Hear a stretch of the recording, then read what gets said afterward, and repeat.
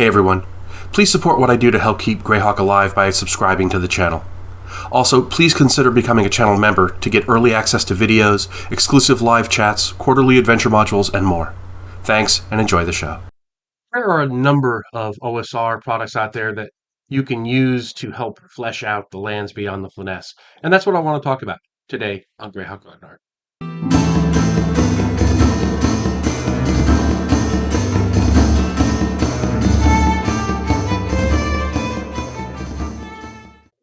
So first off, we have the Olman Lands, and the Olmans are a one of the human races of the Flanaess. We first learn about them in the folio. They inhabit the Olman Islands. They were they were their culture was responsible for the city of Tamoacan, which was where we get the hidden shrine of Tamoacan, the module that I recently did a video on. Actually, we learn a lot about them there. We also learn a lot about them in the Scarlet Brotherhood book, because at this point in time they're really a fallen empire, and their people are mostly enslaved by the Scarlet Brotherhood. But they have a sort of a Mesoamerican feel. They're sort of a mixture of Aztec and Mayan and Olmec and so forth. And it just so happens that there's a game that would fit very well with that kind of culture. And that game is this, which I just acquired. This is I'm going to butcher this name. I know it. Makwa Huitl, White Box Role Playing in the Aztec Empire by the Basic Expert. I got this off of Drive Through. It is Zibidi, 180 pages with all of the uh, all of the appendices and all that good stuff. This is a pretty nice little book here. Um, it's got plenty of art on the inside, which is really cool. It's laid out pretty well. I like the old, it's kind of a mix of one column and it's got two columns for the spells. Um, just looking at it, it's got standard six attributes. It's got the alignment here. They've got things about the zodiac sign, which is a kind of a neat thing. And depending on what your zodiac sign is, you get different benefits. So if you're born under um, the sign of the rain god, you characters born during this period have all test saving throws against diseases and sicknesses with a -2 penalty, and reduces hit point total by one. So these are not not good things. Um, there's lucky and unlucky days. It's very nice little thing. It's got the character classes, Eagle Warriors. Jaguar warriors, merchants as a class, bunch of different spellcasters, mercenaries, etc., etc. Got some new weapons. That Aquahitl sword, which is the one with the jagged rocks, stones that are very sharp on the edges. Um, the Atlatl, of course. A lot of neat stuff in here. They obviously have a ton of new spells. Um, but all of this stuff, and it's wilderness events and NPCs and how to run the game, because it's set up as a standalone game, but it could very easily be you could just pick stuff out and put it into an old school game. And this is what I would choose if you really wanted to flesh out the Olman people in the Flanaess, the southern area down there. It's got plenty of character classes, all kinds of magic items and monsters you could bring in. It's got tons of stuff on the religion.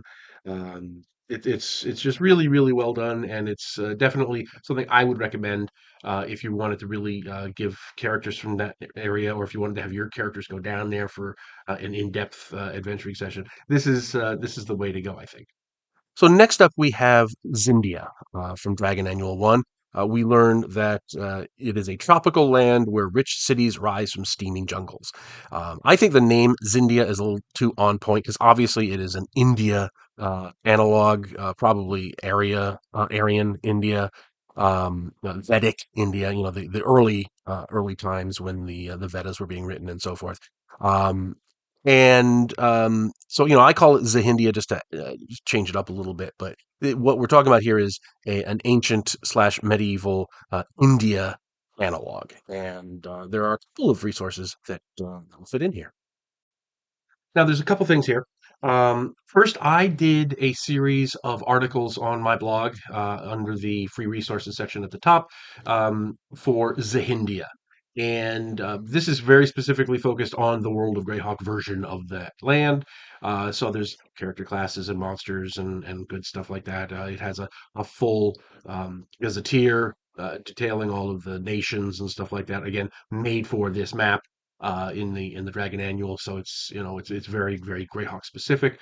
So you got that material, but there's also if you want to get into even more depth, there is the Arrows of Indra by the RPG Pundit. He knows his stuff. He knows what he's doing. Again, this is full a full self-contained game. It's not a supplement. But it's got all kinds of things. It's this one is again from drive through. This is 182 pages. Um, it's got the ability scores. It's here you have a cast, which is obviously important in a India-based game. Different races and classes. There's obviously the Rakshasas are there. You've got priest shamans. You got it has a skill system, and the skills are based on which caste you're in. Um, there's different powers and so forth. And again, it is a full thing here. So, depending on what caste you have, if you're a Vaisha caste, you're +1 charisma, -1 wisdom, and on and on and on. There are different skills depending on your class. There's a lot of stuff on equipment. Very nice illustrate. You can see the illustrations there for the weapons and so forth. But again, if you this is set like the first one in the actual historical India, like the other one was set in historical Central America. But there's plenty of stuff in here that you could take and put into a regular Greyhawk campaign and use it to bolster, the regular game. You could even combine it with some of the stuff that I did. There's going to be some overlap, but you're a DM, you can reconcile that sort of thing. Um, but the amount of detail in here is really, really nice. There's monsters, obviously, encounter tables and different kinds of demons and so forth, and regular monsters. Um, this one has Vinaras in it. Which you'll see in a second. So yeah, this would be if you wanted to go further to the southwest beyond the Sea of Dust into Zihindia, either take my stuff from Dragon magazine, which is on the blog, or Arrows of Indra, or mix them up together, and you're going to get something that could really do well. And last but not least, we have the Celestial Imperium, which, according to Dragon Annual #1, is a vast nation peopled with a hard-working peasantry ruled by a complex bureaucracy. And obviously, this is an analog for ancient China, medieval China. And we don't really have a lot um, of information about this in other works. It's name checked a few times here or there. It's in the Board the Rogue books mentions Suhfang, and that's kind of been picked up by the fans and incorporated into canon as the Celestial Imperium of Suhfang in Expedition to the Ruins of Castle Greyhawk. But we don't really have a lot of detail, which gives you a lot of room to maneuver as the GM.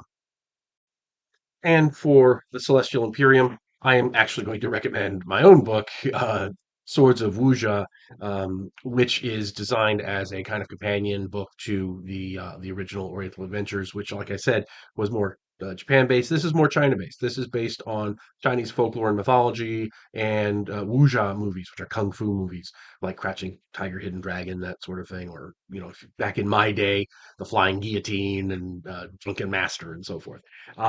This is not a standalone game.